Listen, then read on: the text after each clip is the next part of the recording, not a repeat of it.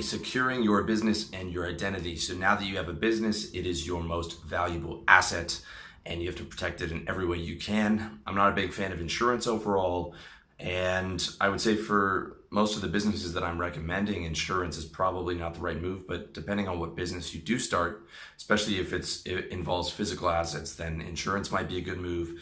But for the online stuff, definitely getting your online business secured. I use Securi.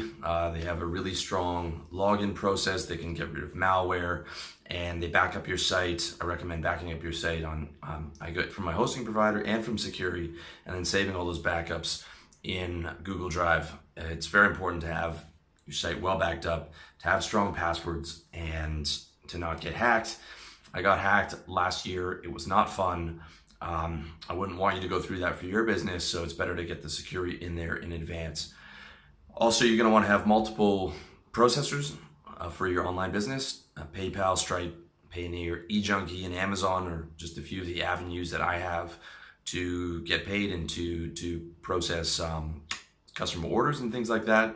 So if one goes down or there's a problem with one, I can always switch over to another one.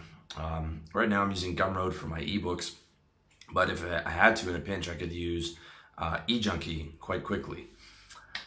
Back up all your important videos, documents, everything that you need on Google Drive. Google Drive is awesome.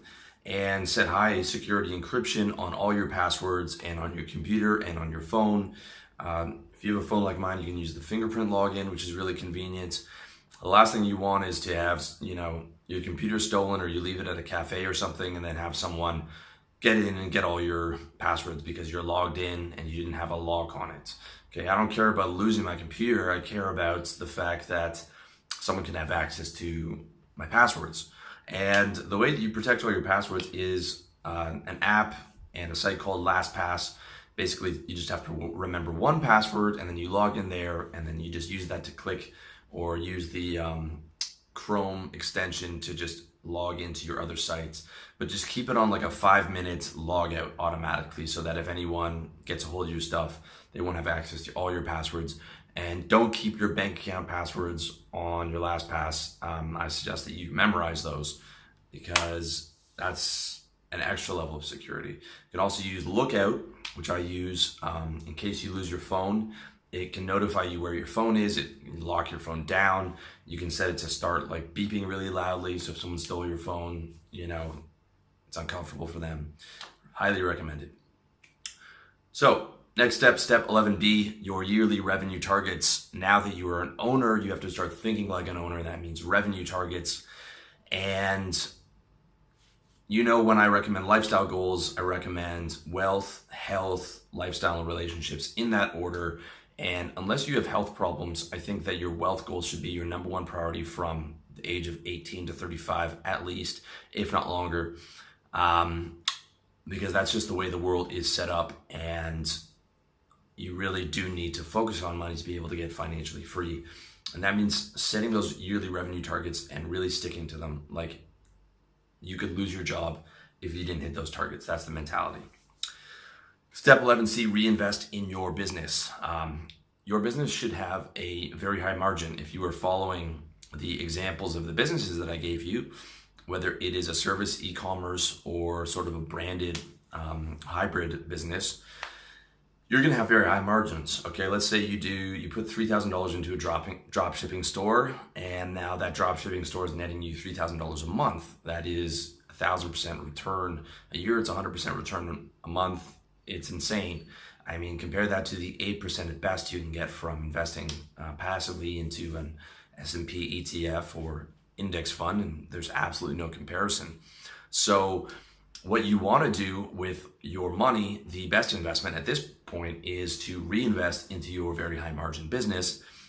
And as you continue to reinvest into your business, you also get the benefit of compound interest every year. And compound interest is the best way to get rich. So high margin business plus reinvestment plus compound interest equals a big win. Great example of reinvesting in your business. Let's say you're doing service-based business and just primarily outbound cold calls and emails, well, you invest in some Facebook ads. Facebook ads are incredible these days. They are far better than Google ads. And that would be an excellent way for you to reinvest your income into your service-based business. Step 11D, automate and outsource your business. So as you scale up, you have the benefit of not only just reinvesting in your business, but automating your business and outsourcing all the fucking grunt work that, one, you don't want to do, and two, that is less profitable. You want to spend the maximum amount of your time on the stuff that is most profitable to you and have people doing the grunt work that is less profitable. Not only that, but it will free up your time to focus on stuff that you actually like doing more, as opposed to stuff that you hate doing, which will increase the quality of your life. And I recommend finding people to do work for you either on Upwork, which is the best site for freelancers, or Fiverr, I guess, if you don't have a lot of money, but I mean, you kind of get what you pay for over there. And I recommend using the Wunderlist task management app to manage your people working for you. It is hands down the best when it comes to any type of task management.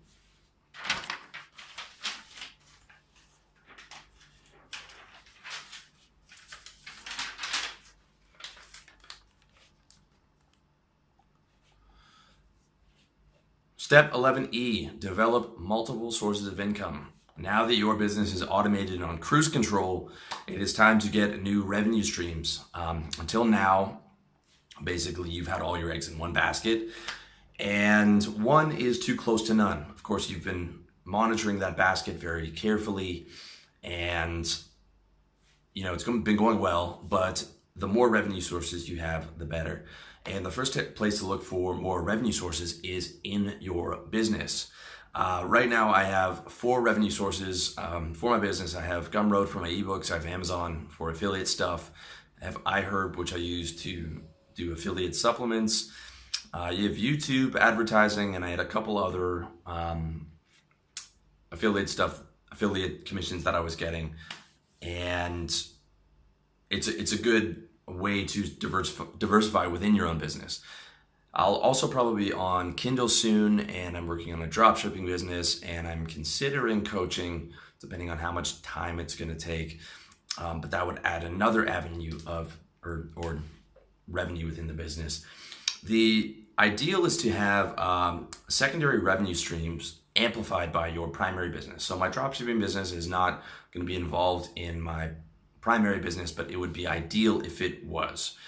So a good example is Chris from Good Looking Loser, who has a kratom business called Happy Hippo Herbals that he runs and sells to his guys on his forum, and amplifies it, but it also is a standalone business where he can make a lot of money even if Good Looking Loser went down or there was, a problem with it. He would still be able to make a lot of money through the kratom business, which is a smart way to go about it. You want your secondary business to be amplified by your primary business, ideally, if it's possible, but also in a position where it wouldn't be directly tied to that primary business. That's the ideal.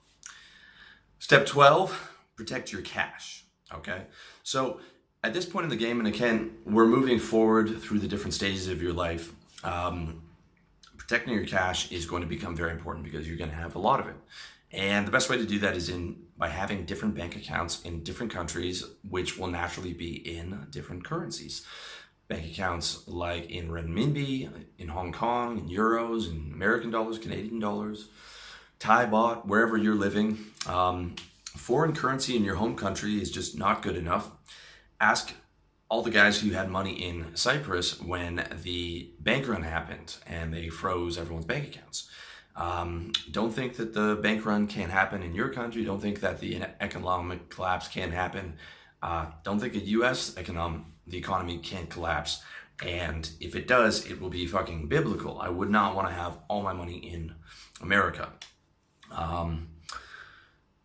Basically, multiple bank accounts is an automatic hedge, not just for bank runs and assets being frozen by the bank, but also because, let's say that there's not a bank run, but you have all your money in US dollars. The US dollar takes a fucking big hit. Well, now you've just taken a big hit. When had you been diversified in multiple currencies and commodities,